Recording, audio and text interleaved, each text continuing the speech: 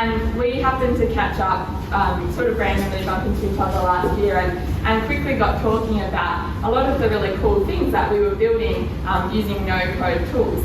Something that I hadn't really found many people that were using some of these things and were as excited about them as I was. So we were actually showing each other all the apps and different things that we were putting together with having no prior technical experience. And that was something that I think on both of our journeys we stumbled into time and time again, that in order to actually take those big ideas that you have, if you're an innovator, whether that's your own business or in a big corporate or in a school, it's really difficult to then take them and make them happen, right? And even better to actually build them and have people interact and understand what you're doing if you don't have that technical experience. And we all know, of course, right now that it's also really difficult to find that talent in Perth and anywhere else for that matter. So the no-code sort of the ecosystem presented to us this awesome opportunity. And it got us thinking, what if we could actually get some of these tools, which are really all have a learning curve, but are quite simple to use once you get your head around them, and have sort of infinite possibilities of what you can build and put together with them. So something that is really important for us is that this process is actually really fun, right? When we think of tech stuff, if you don't have tech experience before trying to build your own app or your own website, it can be a grind, it can be difficult, it's a steep learning curve, and you need a lot of people and support and often a lot of time and money to get you to where you want to go.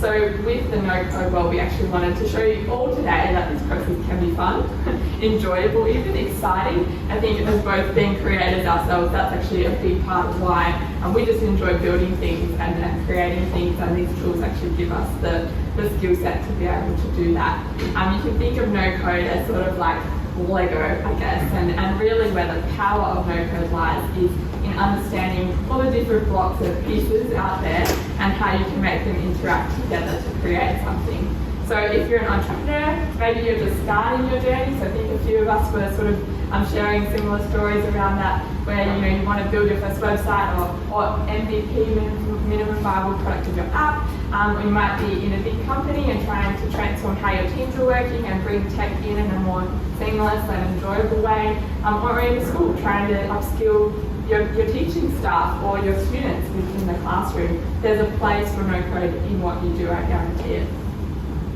What is no-code though? That's a great question. It essentially is a software development approach that doesn't require any programming. So you've probably all used some kind of no-code before, whether you realise it or not. But you can think of it more as a drag and drop kind of situation where there is code there, you just don't have to see it, right? And so these different blocks have been built to make it easy to actually literally piece together the apps and the things that you want to create. And Carl is going to be embarking on the epic adventure this morning building the app. He drew the short straw.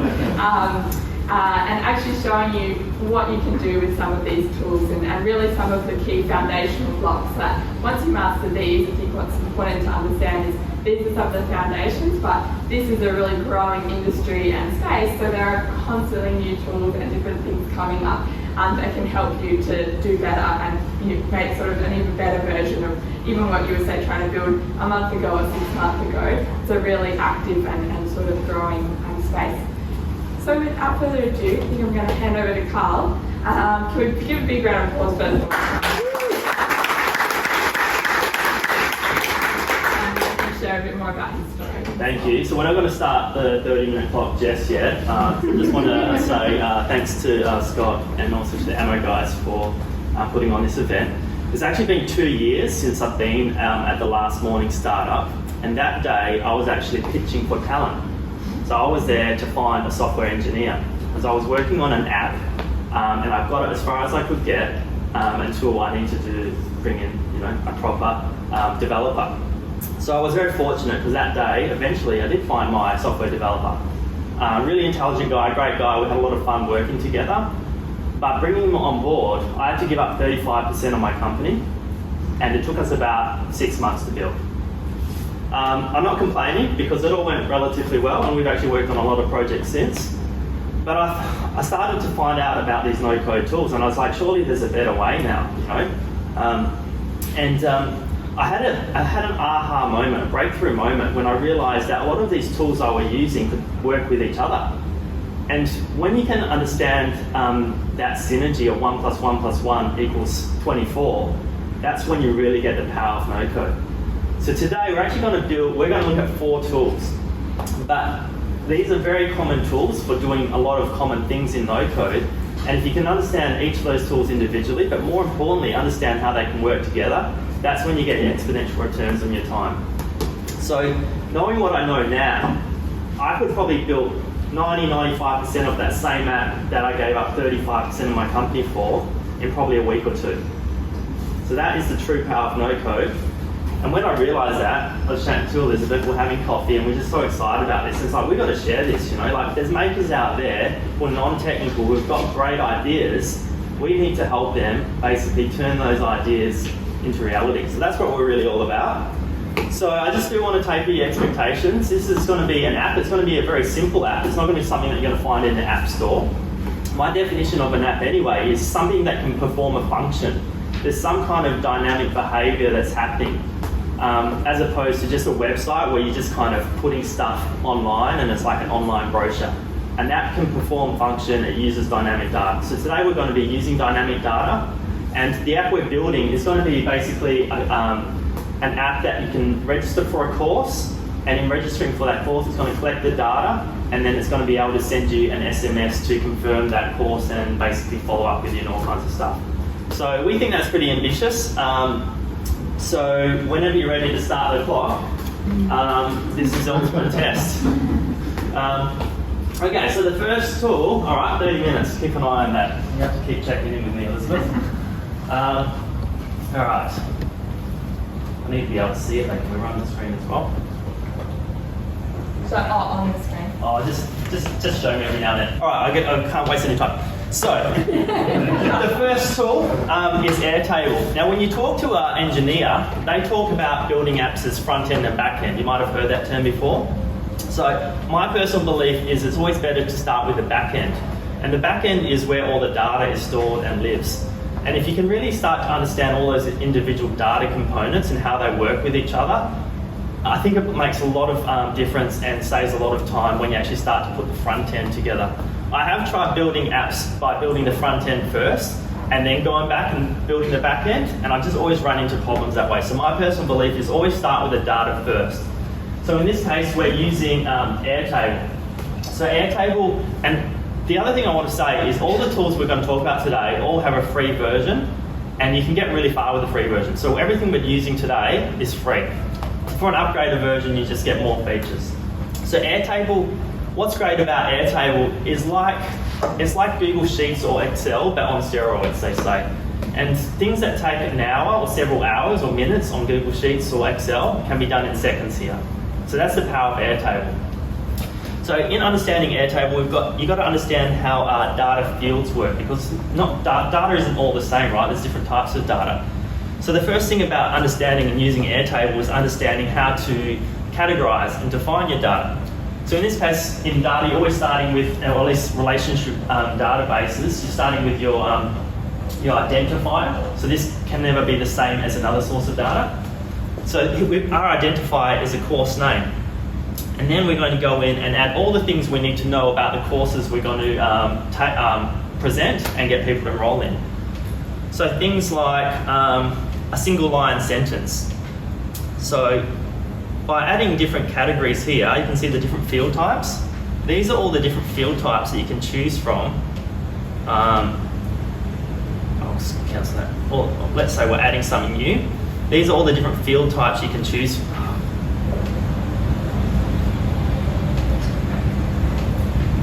All the different field types you can choose from. So single line text, long text, where you can use bold, italics, and dot points, attachments, check boxes, multiple selects, single selects, so you can only select one, collaborators, so different people in the team, obviously dates, very important, phone numbers, emails, URL addresses, numbers, currency, percentage, duration, rating.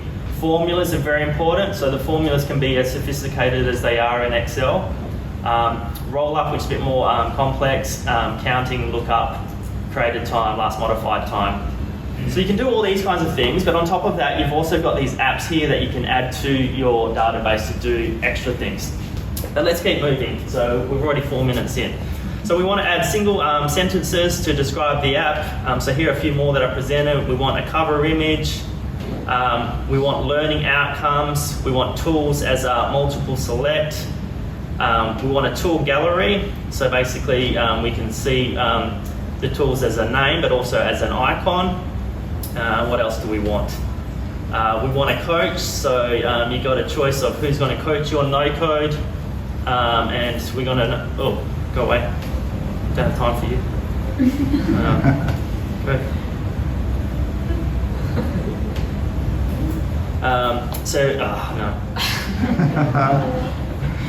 Alright, so we're going to quickly put some coaches in. So we've got Carl, we've got Elizabeth. Scott, if you don't mind, we'll put you in as a coach as well. Let's do it. Recruit you after this.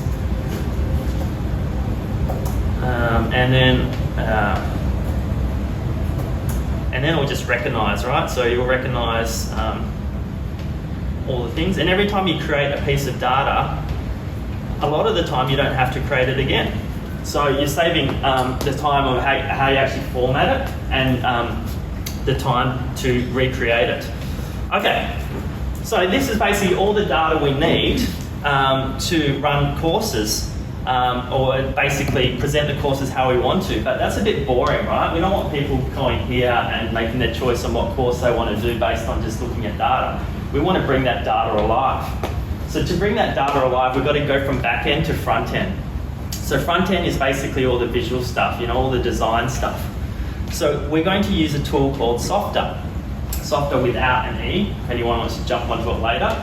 And now Softer is a great tool. There are a lot of tools like Softer, but why I like Softer, it has a native integration with Airtable. So you don't have to hook anything up yourself, you can just basically get going. So I haven't actually prepared anything for this. How are we on for time? All right, we're good, because I have to build this from scratch. So we're going to build the front end of our database from scratch using a blank template. Okay, so what I like about how Elizabeth introduced no code, and I definitely agree with, you've got to think of it like Lego, right? So Lego is in each tool has its own Lego blocks. In this case, in Softer, these are all the blocks you can choose from. So that static data is just stuff that you plant on the screen. It's not actually doing anything. And then you've got your dynamic data, which is basically actually changing based on the data or how people interact with it. So all these things here are blocks that we're going to build a Lego piece with. So they're all different Lego blocks. So we're going to put a header block, and then we're going to put a hero image block, and then we're going to configure them. So we're going to put an image here. Oh, I did have assets. Where are they gone? Oh no. Oh no. I'm going to blow some time here. How are we going? You're right. So one of the really great things that I've used Airtable and similar tools for has just been in our team internally, but also what's great about Airtable is it can change how you actually view the data. So for example, with some of the things that we've built, where you might have, so similar to what Carl's built, you've got like all your data here in a similar way to Excel. And then you can actually change by just clicking on view how you present that data. So I can turn that same information into a gallery. And some of my team members that I did today, see them up there, which just presents the data in a more exciting and user-friendly way. So this is sort of the intermediary between this and then something like Softer, where it's turning this into like a full kind of website and better user experience for people. All right, we're back on track. So I'm not going to finesse it too much because it's more about understanding how to get the different apps to work together. But you get the idea, right? You can control to a pretty fine degree on how these blocks look like. You can control what colours, what fonts, where the images are placed, where everything is placed. But more importantly, I just want to just change these. So build and have 30 minutes. Elizabeth, give me a subtitle here using your copyright skills. At 7:30, that's hard. No code, no worries. That's what I've got. We can crowdsource this part as well. What do we say on a website? Dream it, build it. Okay, cool. You get the idea. So this little button, so anytime you see a button, it's going to link or do something. So we're just going to link to, well, we're going to create another page first. So that's our cover page, right? So we want to create another page, and we're going to, this page is actually going to be the courses that we run. And then we're going to go back to the home page, and we're going to use that button to link to the courses. So we're not going to say request a demo, we're going to say register for a course, and then we're going to tell it to open the courses page. Cool.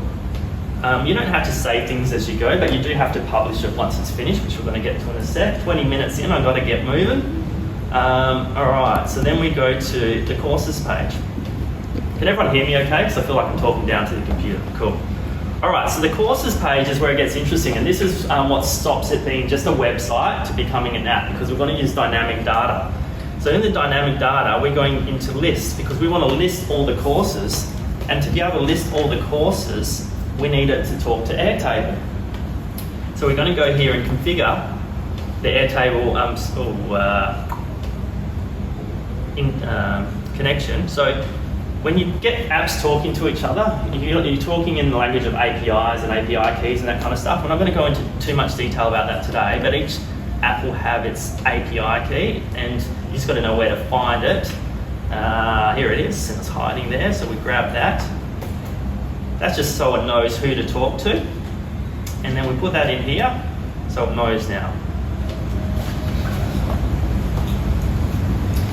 And then, so Software knows it needs to talk to Carl's Airtable, but it doesn't know which one of Carl's bases in Airtable needs to talk to. So we actually have to go and tell it. So I've got all these bases here, but we want to talk to Morning Startup. And then essentially we want to talk to courses. We're going to put items per row 3, and I think we've got about 9 courses, or 7 courses, I can't remember. Now we're going to start to tell it what to go to Airtable to capture and present. So the filter here, we're going to filter by, let's just say you're filtering by tools, right? Because you want to learn about certain types of tools, so we want to be able to filter by different tools. It's a bit harder without a mouse. Just going to click a few more here. Bori, if someone knows Bori. Yeah. So Bori is a lot like Softer. Elizabeth, you might want to talk about your experience with Bori building an app. Yeah, so one thing that I wanted to do was so at my company Club School we run a lot of programs and workshops for schools, and typically I would do that all in a PDF, right? And every time someone gives you feedback and you want to change something about your offering, like you've got to then redesign it and rejig everything. Super time consuming and slow process.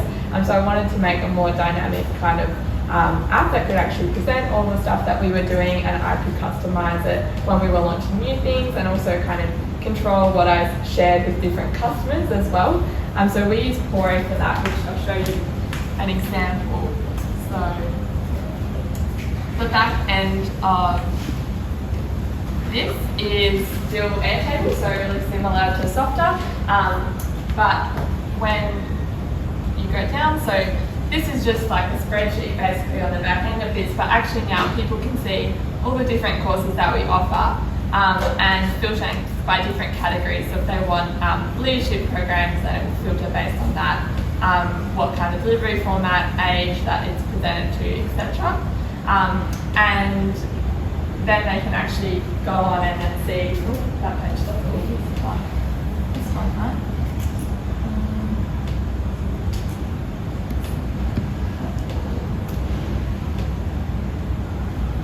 And actually then, learn more about all of the courses. But what's great about that is that I just have full control of it, whereas to develop something like that with, code would take hours and hours.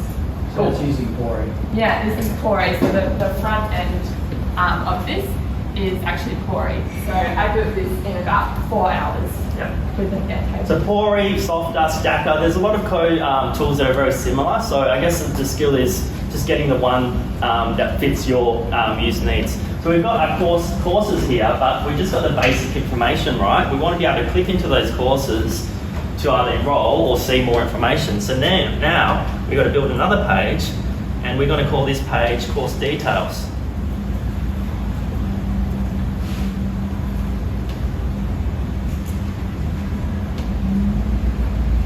Okay, so now we're going to go back and add another dynamic block, and it's list details, right?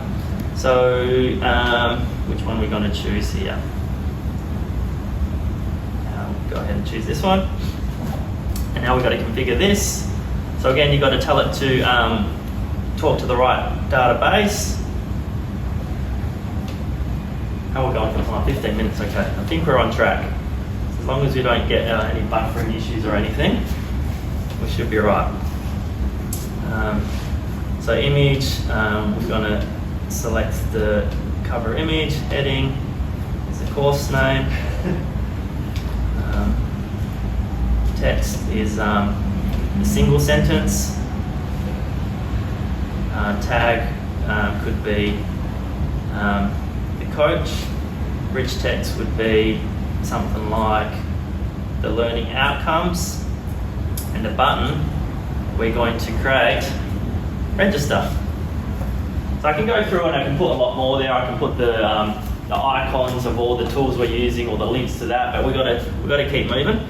Because now we actually have to go back to Airtable and we actually have to build a registration form. So we've got our data, we've got our presentation, how we're presenting that data into courses so people can select the one they want to do, but we want actually to make an enrolment form. So the cool thing about Airtable, it does have a form builder as well. So you might have used a form builder like Typeform or Jotform.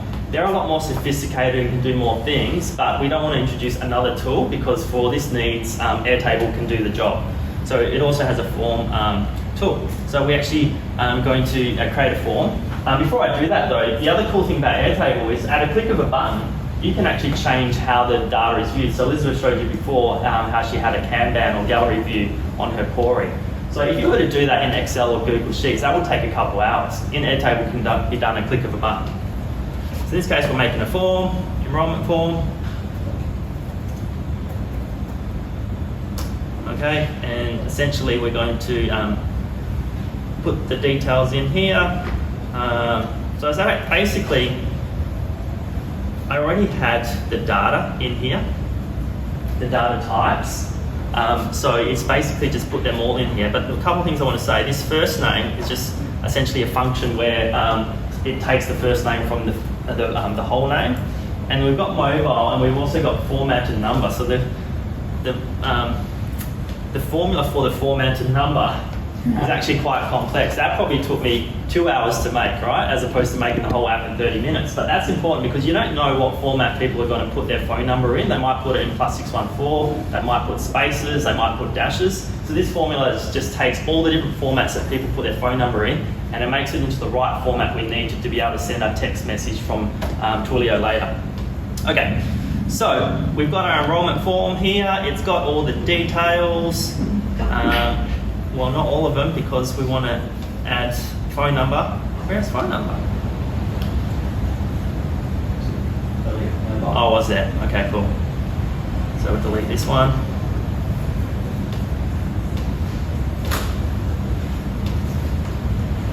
Take off the Airtable branding. Let's just have a quick look at that, make sure it's got all the things we want. 12 minutes, we're on time. So, okay, that's got everything we need, I think.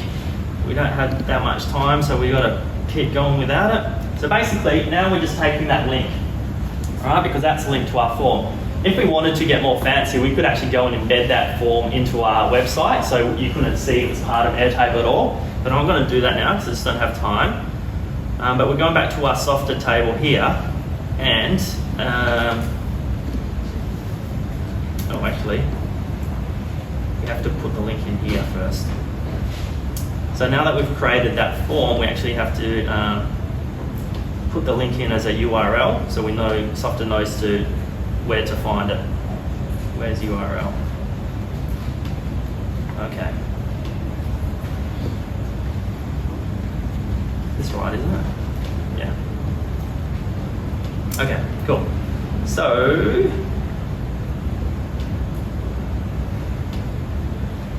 register, and then basically we want it to go to an external page, and we've got to refresh all this so it knows to find that URL. Down to our last 10 minutes. It's going to be touch and go, Elizabeth.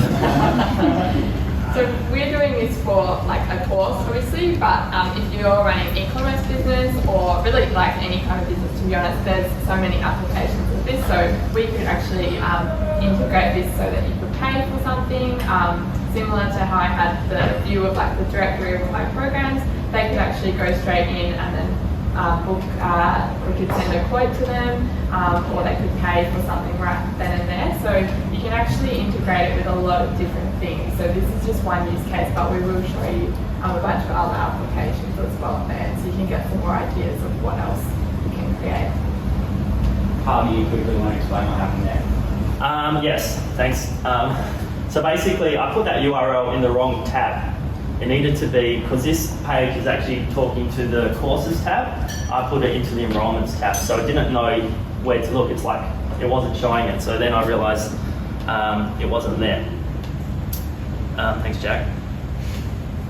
I'm still trying to find it though. Register your interest. Okay, cool. So we've got everything we need. Let's just have a quick look at it. So we're actually going to publish this, and we're going to call it 30-minute app. So the other cool thing, so many cool things.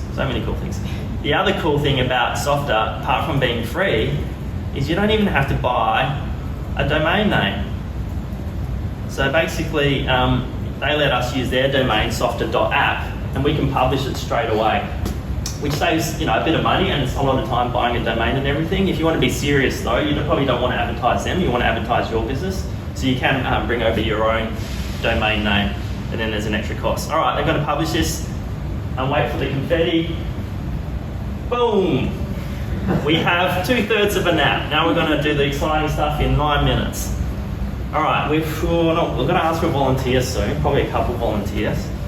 All right, cool. So let's register for a course. Let's see if it all works. Let's just say we want to learn about Softer. So we've got to go into dynamic websites. Click into dynamic websites. That's not working, so we've done something wrong there. So I think you added the link to the... Yeah, I just haven't told it to go. So a big part, I know there's Jack is a full stack developer. A big part of development is actually testing, right? It's like sometimes the testing takes more time than the actual building. So today we're building and testing as we go. Where are we going? So we want to go on click, we want it to go to course details. And we want that to be a new page so people can still find it. Oh, how are we going for time? 7.5. 7, oh man, we lost a couple of minutes there on a few things.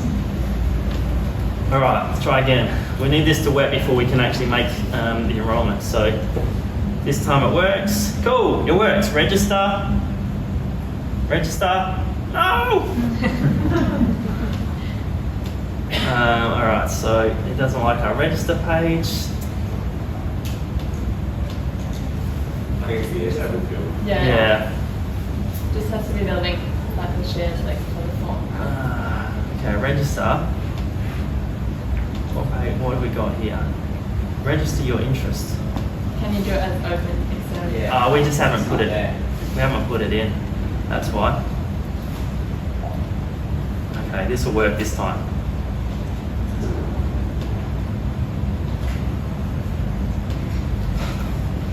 So you can make different registration forms for each course, and you can do that with hidden fields and a bit more sophisticated algorithms, but we don't have time for that today. All right, this should work, and if this works, we've got 7 minutes to basically hook up an SMS so people get a confirmation. Refresh that.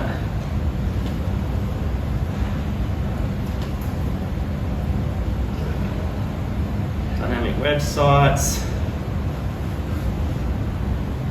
So does anyone want to be a volunteer? Probably 2 or 3 volunteers would be good. You don't have to come up, you just need you to do a registration from your chair there. Yeah? Got 2 guys nodding. Someone on this side? It's Thanks, an mate. app, but it's got 3 Ps. Okay, cool. All right. So not yet because we got to go and build Zapier in 6 minutes. Woo. All right. So Zapier is really cool because Zapier or things like Integromat are automation tools.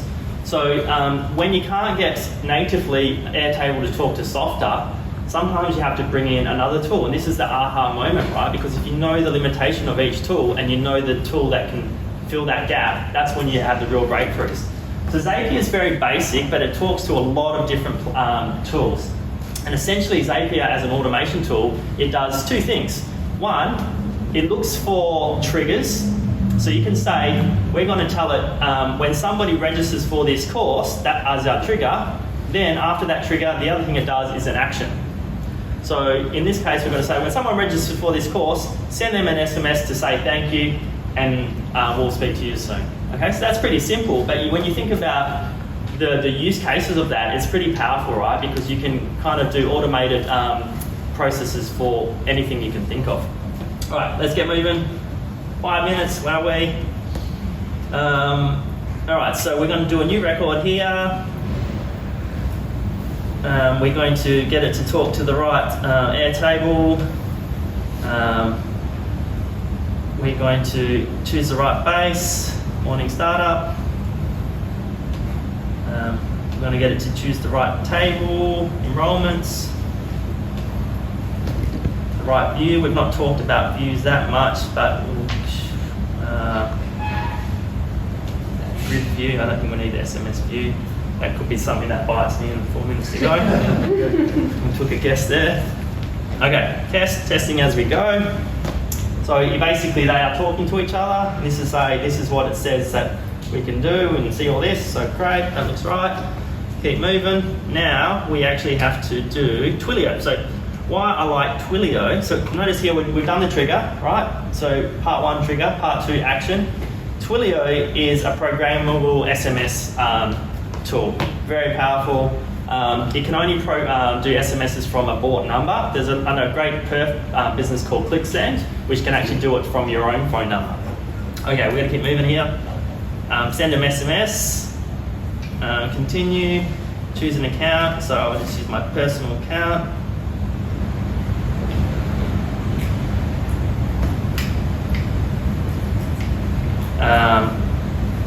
Firefly Studio. So the cool thing is you can actually call the SMS sender whatever you want within 11 characters. So we're just going to call it Morn Startup, which I think fits 11 characters. And then we're going to put who we send to. So we want to send to, Number. Format a number. And that's why we did that whole work with formatted. And now we want to do, it should say name though, it's missing something. Shit. I don't have time. It's ID. Is it ID? You can do it. Oh boy. Do you want me to submit a test one? Yeah. Can the 3 volunteers? Can you go ahead and submit your? Just go to 30minute.app.soft.app and just enroll in something. App with 3 Ps, yeah. Done. Grid view. 30 minutes. Is that the time? Is it 30 minutes or 30 minutes? It is 30minute.app.softer.app here. 2 minutes. Oh boy. Okay, so cool. Guys done. We've got him straight in. Now we just got to get this SMS working. I've not got. Oh, he's got his first name, but we're probably. Oh, why is it not refreshing? I reckon. What do you reckon, Elizabeth? What were the fields that we Well, it's not giving us the name field. I think you just have to search for it, yeah. It's, no, because it should give us a scroll. It must be coming through from data. I'm going to cheat and then we're going to fix it up after the clock, all right? But it'll look something like this. Hi, first name, so it's personalised. Does it give us the course at least? It doesn't even give us the course, all right. Hi, first name, thank you for enrolling in course name. We will be in contact with more details soon. Got 1 minutes. Okay, you're always good to put some emojis in SMS, just makes it bring alive a bit more. So pizza, burger, chips. So just speak so you know it's real. Okay, we've got that. So please work. Everyone has their fingers. Okay. So test and review. Now the problem is, Oh no. okay, so that's, yeah, that's okay, because we get rid of that person.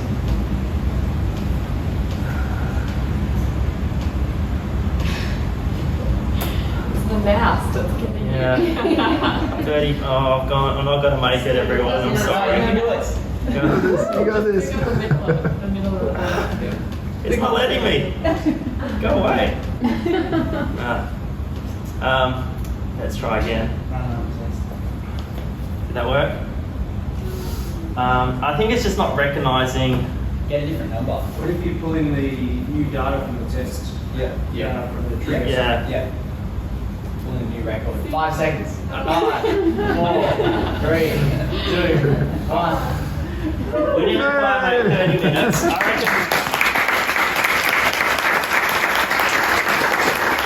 reckon we probably need another 2 or 3 minutes to just sort out this little bug here. But you can see here what's happening is we got Kai, we got Jack, we got Wysaw. Sorry if I pronounced that correctly. The data's been collected. We're just getting the system to recognise. We've got it to recognise the trigger. It's just not recognising the format for some reason. Even though I put all that work into my formatted algorithm, I definitely know that works. It's this one here for some I think reason. it's just you didn't read all the data in. I got to refresh it. At the start of the step. All right, try another 2 minutes. See if we can get it. Everyone wants to see this work. I'm actually going to. How do I refresh it though? Go to the test trigger. Not trying to how to do it. Sorry. So some of the, I might talk about some of the other things that we've built with no-code tools. So most of the stuff I've built has been internally for my business. Load a new one. Download more. But Carl has been building no-code absolutely on websites for people for the last 12 to 18 months, which is awesome. So some of the things, I don't know if you got mentioned, like, so what was your name for the business? That was, Almost 18 years. So I built like a custom learning management system. So I was running all these programs in schools and wanted everyone to have their own logins and be able to restrict what content the students could see versus what I could see, to have videos and all that kind of stuff. So use 4 or 5 different tools to integrate together that actually allow me to do that. So that's something that was kind of more complicated, but it's super easy and definitely possible. Other things that Carl has been building, which I might let him talk a little bit more about, using something like Dropform, which because it's a surveying tool, but also lets you accept payments, right? So really great, really diverse use case for that as a tool. Airtable just lets you do kind of more simple forms. But you can actually build a product just using a Dropform, right? So one of the things that we do at Purposeful is going through the career advice. So I actually built just with a form tool. Did we get it? Yep. Got it. Really? Yeah. There's one last problem. One last problem is we got the free version, and with the free version, there's a 15-minute delay. So whoever did those tests, if you're still around in 15 minutes, just wave your phone around so everyone can see you get the free message. But that will work. And not quite 30 minutes, but you get the idea, right? The whole idea is understand each tool, understand its limitations, then understand how to plug those limitations with other tools, and you can build pretty much anything you can think of up to a point. And once you realise what that point is, that's when you go bring in someone like Jack, a full stack dev, and they'll build it. It's actually the Jack behind it. And they will build the rest, right? So knowing what I know now, I probably could have built 95% of my app and then just paid someone $2,000 to build that last 5% for me, as opposed to give up 35% of my company. So that's the power of no-code tool. Go out there, start exploring, start with these 4 tools, because you get these 4 tools right, you can build a whole heap of stuff. And there's a whole heap more tools available that on our tool directory that Elizabeth's going to talk about now. Yeah, so we are certainly a new venture, and we kind of want to know from you guys what you actually really want, because we have too many ideas to count of what we want to do next with the next revolution. But what we are offering, you can jump on and follow the link, so nextrevolution.io/morningstartup. And we would really appreciate that, even if you don't want to work with us more, because it will help us get an insight into why you came today and how we can maybe serve you guys better. But what we are offering is like a 15-minute free discovery call with anybody who wants one, but there's only like 10 or 12 of them, I think, so I'm getting quick next week to basically chat through like whatever your business is doing or in your organisation, and ask us to get a feel for can we build it. And I don't think we've done that yet with the case where we haven't been able to say, yes, you can do it. So we would love to chat with you to learn more and to see how we can help you. But we're also going to be running a bunch more boot camps and more intensive trainings. Obviously this is only a real crash course with hurdles and all to overcome today for all kinds of different people. So whether you're an entrepreneur, a teacher, or maybe a marketer or whatever, there's no code tools out there for you. So we really appreciate if you jump on that and spread the word. If it's not for you, then please let us know someone or that might be interested or be able to benefit from what we've talked about today. But can we give Carl a really big round of applause?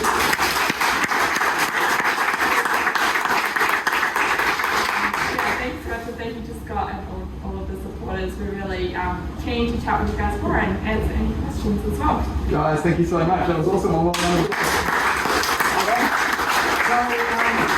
I'd like to open the floor to any questions. Yeah. Probably we're doing all right for time actually. Well done. So yeah, shoot away. As far as Bubble.io compared to things like software and responsive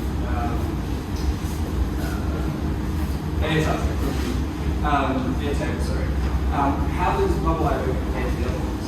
Great. So Bubble.io is probably like the top of the apex no-code tool.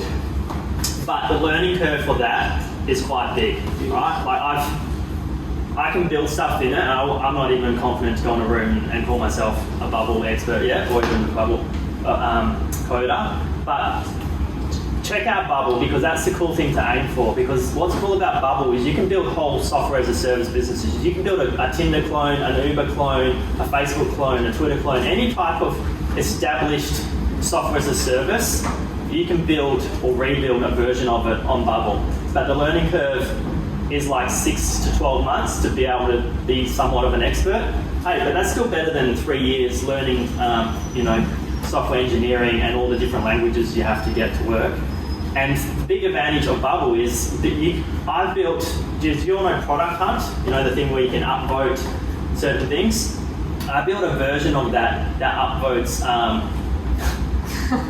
Game of Thrones sigils. You can build your own sigil, like family shield, and then you can upvote the best ones. I built a version of that in about 10 hours. So if you're building that in cold code, that would probably take a couple of weeks. Something I forgot to mention about issues are we also have a tool directory of all of the different tools that we use and what kind of use cases that you can use them for, and some examples as well. So if you sign up, we'll send you that as well. Yeah. Which will help you get a feel for what else is out there. So, yeah. Any other questions? Oh, lots of questions. I saw your hand first, Kate. Yeah. No, you're all good. Go for it, Carlos. The biggest limitation. Yeah, I think, like you said, it's about understanding what each tool can actually do. It's great, especially when you're trying to mock something up or build something quick and test it for the functionality, but it might not every tool is going to have the full kind of customization that you want as well, and sometimes things can break because you're working with a lot of different tools. You do have to make sure, like we saw then, that they're talking to each other properly, and if you change one thing on one, it might impact another, but they can almost all the time get the job done to when you're first building something. So yeah, good point. And I'd say the skill of a no-coder is to understand as many tools as you can. You don't even have to understand them to the nth degree, because a lot of the skill is knowing which tool to draw upon from your toolbox to do the job. We've got 80 different tools here, and no one of them is the same, and they can all do something different. So if you've got an idea, I would almost guarantee you could build a version of that idea with a combination of these tools. And we didn't talk about it, but most of them are really great at their white labeling. So basically you can put your brand, everything that you want on it. So it doesn't look like the cheap kind of version of what you're doing. Like you actually made it look really professional and legitimate, not just, we don't have to have our 30-minute app.soft done. Like you can customize that straight away. So they're really powerful. I found that has been a huge uptake sort of in, that feature. I think when no code is winning, you don't even realise it's been built with no code. And a really interesting quote from, I don't know if you all know GitHub, but GitHub is like where proper code is stored, and they've got a few people nodding. So the CEO of GitHub, you can look this up, he said the future of code is no code at all. And I'm definitely not taking anything away from the full stack engineers, because those people, no code in their hands is just weaponizing them. They can always do more, but you want them working on the stuff, not the crud stuff, right? You want them working on the value-added stuff. So give them no coder to get you as far as you can, to get the engineers to work on the really complex value-added last stuff. Yep. This all seems to be very web-based and very online-based. Yep. In the traditional coding thing, you can compile to get a standalone thing, and it can be standalone completely in terms of not connected to the web. Yeah. Can you still do that sort of Yes, thing? you can. It's not as popular anymore because web connection, you can just do more and talk, but you can do it as a standalone app. And also a lot of these code tools here, you can actually build tools that are for native phone apps. So we've talked about web applications, so applications that exist in the web or browser, whereas a lot of no-code tools can be built and used to build apps that you can sell to Google and Apple. Yep. So I've got so many questions. But one example is I'm building my parents' own assessment form, and I've done it through using Gravity Forms WordPress and Keep, and I chose Keep because I had done dynamic coding, but I never got to that stage, so I'm just, a parent does a form to assess their child. It's like having a conversation with the speech pathologist instead of just an assessment, and it's very focused. I want it to be like having a conversation with me, depending on their answers, they get certain results, and eventually it automates the results, which I'm doing manually at the moment. So like, I suppose, is that something that Airtable, because I've got all the data in a Word document, and it's very manual, and then I'm looking at my Word document to upload the Gravity Forms, and the formulas in the Gravity Forms to get the right answers and questions for that parent. So yeah, it can Airtable. I can see that the Airtable. Yes, it can. It can absolutely do that. And like, if I've understood the question or the brief correctly, you want to take data and make a document out of it?